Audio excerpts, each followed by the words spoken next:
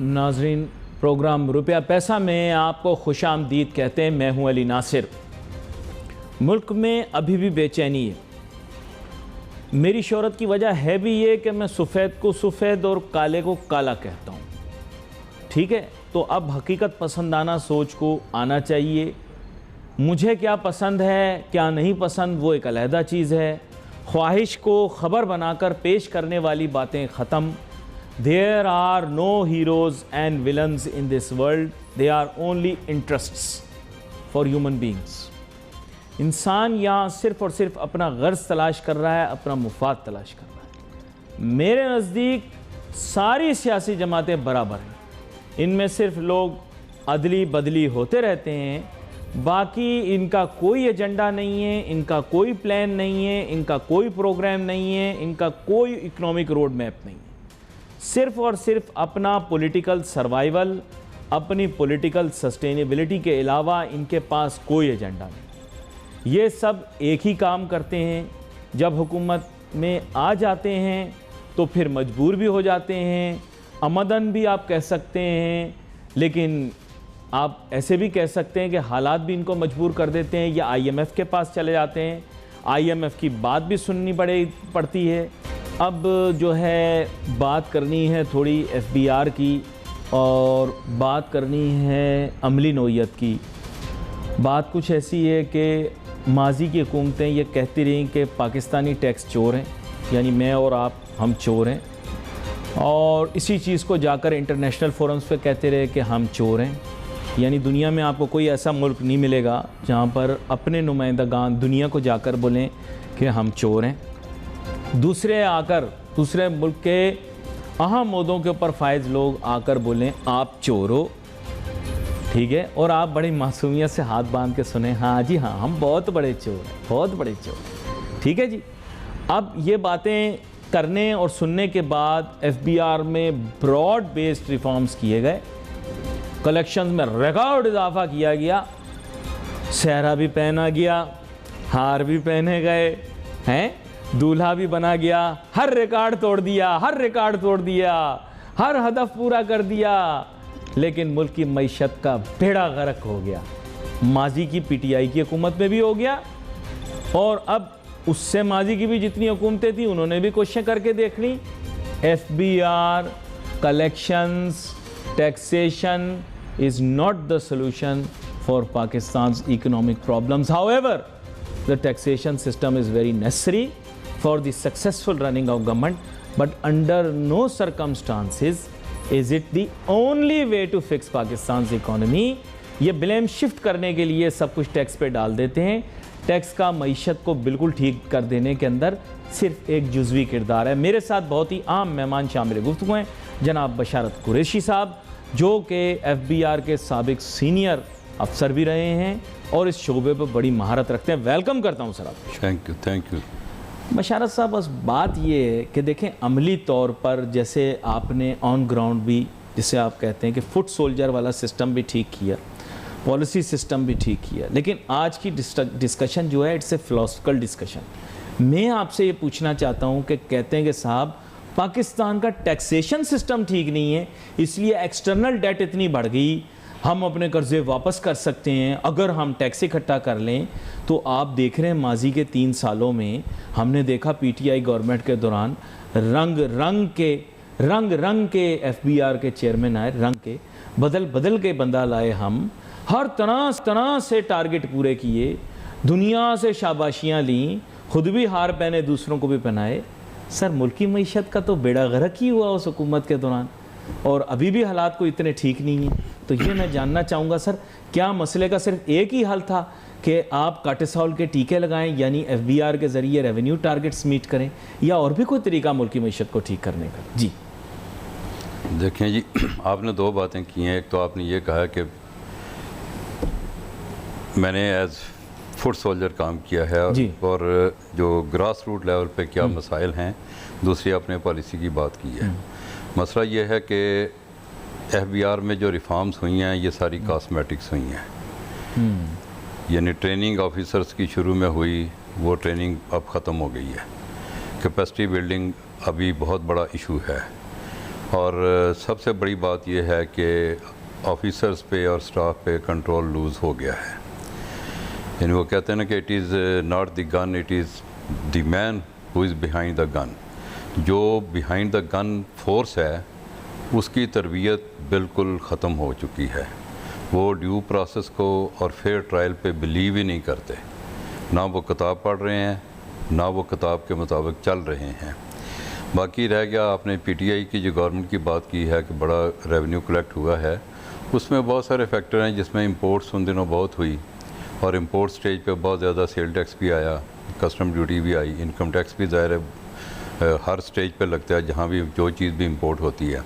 और बहुत सारी एग्जम्पशंस ख़त्म हो गई under the pressure of IMF ये पिछले 2-3 साल में।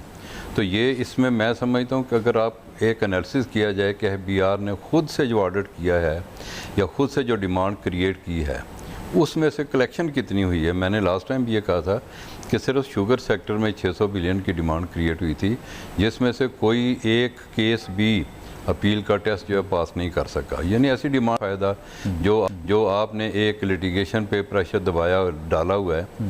अभी जस्टिस काजी फाइज़ ईसा ने एक रिसेंटली फैसला किया है जिसमें उन्होंने लास्ट पैराग्राफ में लिखा है हिज लॉर्डशिप ने कि FBR को बिला वजह ऐसे इश्यूज़ नहीं उठाने चाहिए जो डिसाइडेड हैं, जो सेटल्ड हैं या जिनके बारे में उनको पता है कि ये कामयाब नहीं हो सकते, टेस्ट पास नहीं कर सकते अपील का, तो क्यों अपना और स्टेट का और टैक्स पेयर्स का वक़्त ज़ाया कर रहे हैं। तो ये सारी जो FBR की एक्सरसाइज है बेतहाशा नोटिस इशू किए जा रहे हैं। जो सेल्फ असेसमेंट स्कीम थी उसकी स्पिरिट ख़त्म हो गई है। अब कोई आप सेल्फ असेसमेंट स्कीम में जो रिटर्न फाइल करते हैं that is vulnerable to the adventures of misadventure of any officer.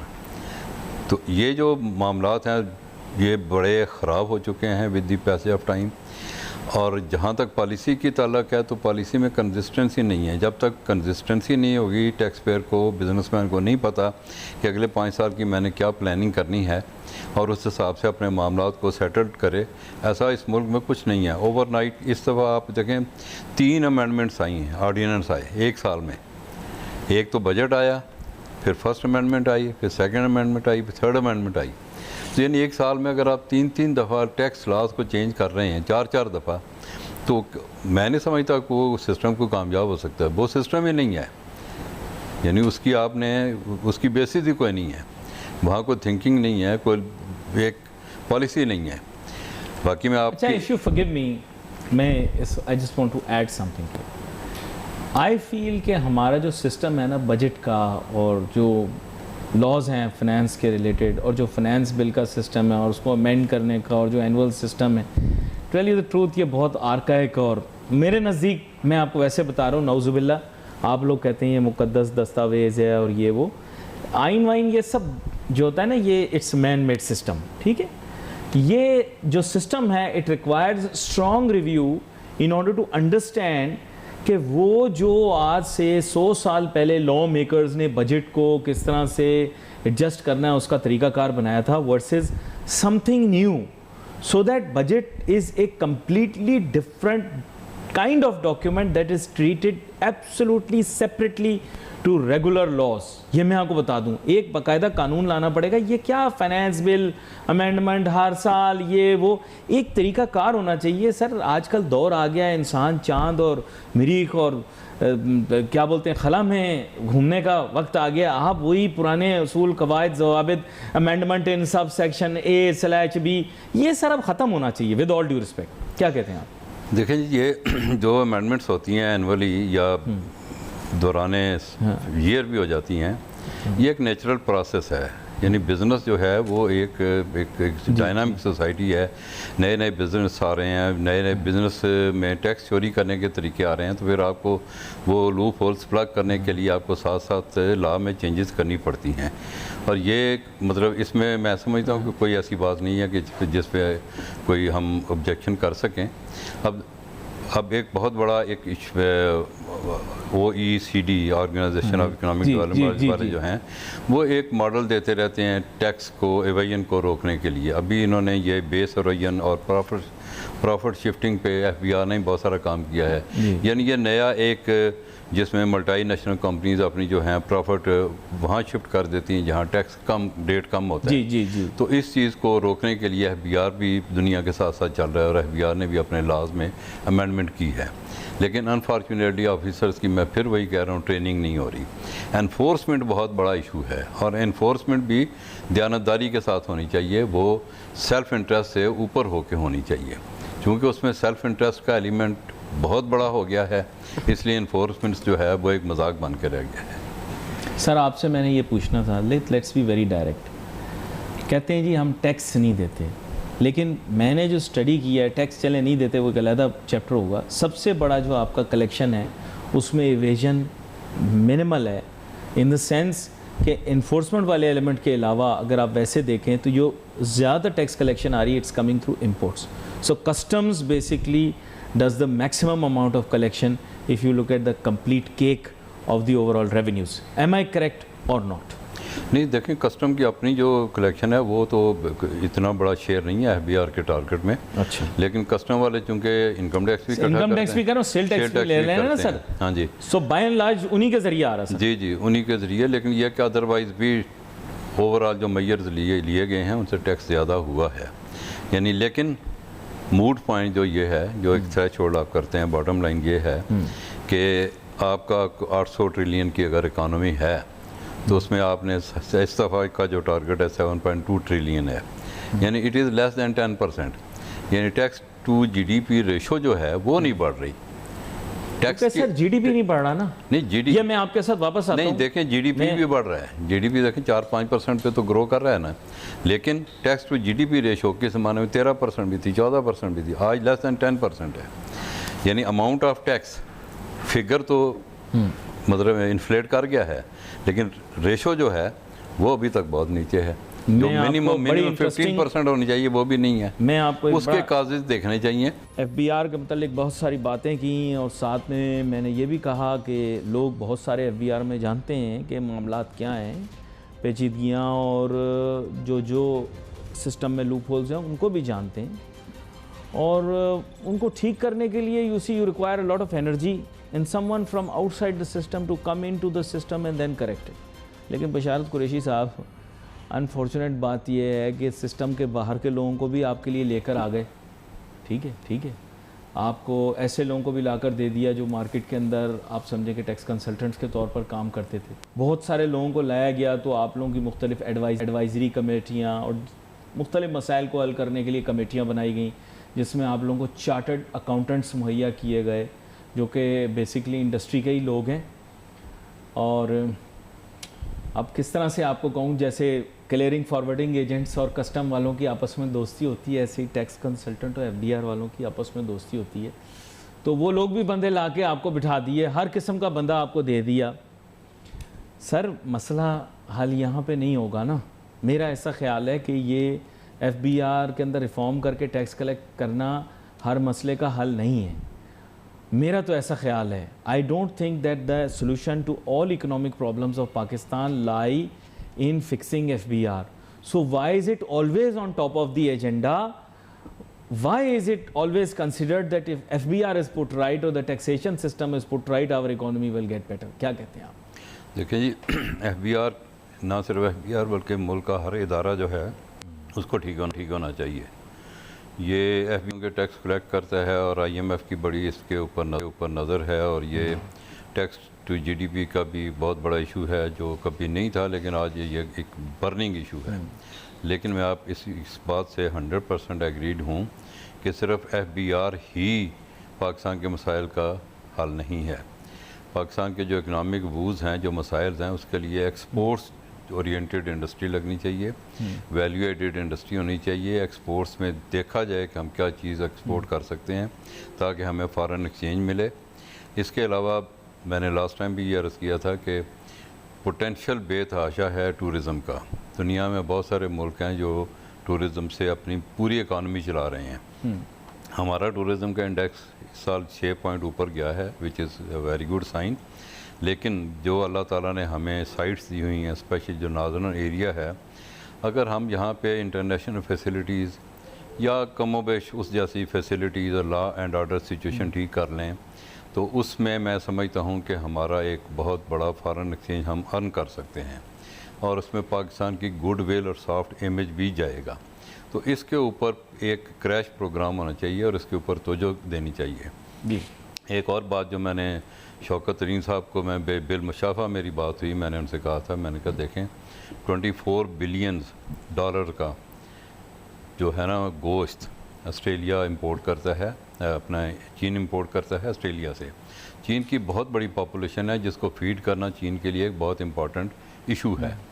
तो चीन जो है वो ऑस्ट्रेलिया अदरवाइज़ साथी है, दोस्त है, एलाइज है अमेरिका का, और चीन की जो कंटेनमेंट पॉलिसी है उसमें ऑस्ट्रेलिया जापान के साथ, इंडिया के साथ, अमेरिका के साथ है। इवन दैन 24 बिलियन डॉलर का वहाँ से गोश्त मंगवाया जाता है। तो क्या हम KKH के ऊपर कुछ ऐसे प्लान नहीं लगा सकते उनके स्टैंडर्ड के जो हों, जहाँ पे हम वो जो गोश्त की सप्लाई उनको चाहिए उनका पैसे बचेंगे कि हज़ारों मील दूर समंदर से आता है, उसके बजाय यहाँ से ट्रकों में भर के लेके जाएंगे, हमें फॉरेन एक्सचेंज आएगा।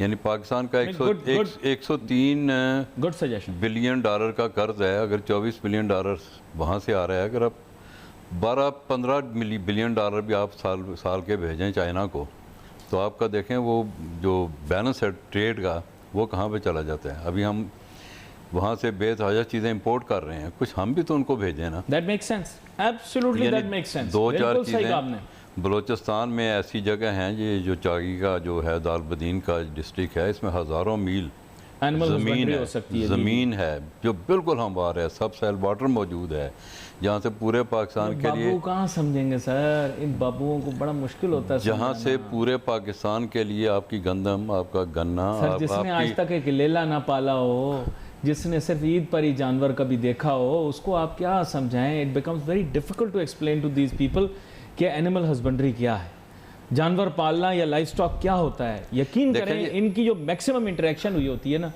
वो ये कुर्बानी का जानवर ये ख़रीदते हैं और उसको चंद दिन अगर इन घर में रख लिया हो, इसके अलावा इनको पता ही नहीं जानवर है क्या, जानवर से प्यार मोहब्बत क्या होती है, उसको कैसे पाला जाता है। ऑर्थोडॉक्स सोच अपनानी पड़ेगी, आउट ऑफ द बॉक्स सोचना पड़ेगा, तभी ये कोई बहुत बड़ा इशू नहीं है। 103 बहुत वैलिड है, बहुत अच्छा आइडिया दिया। 103 बिलियन डॉलर को बहुत बड़ी रकम नहीं है, अगर हम अपनी ये नीयत ठीक कर लें, किबला दुरुस्त कर लें और होल हार्टेडली काम शुरू कर दें वार फुटिंग पे, तो ये 2, 3, 4, 5 साल का इशू है, इससे बड़ा इशू नहीं है। मेरे पास आज वक्त मुख्तसर था, मुस्तकबिल में दोबारा कोशिश करेंगे इन मौज़ूआत के ऊपर बात करें। नाजरीन, we wait for your message. Facebook Ali Nasir, हमारी टीम को इजाज़त दीजिए। अल्लाह हाफ़िज़।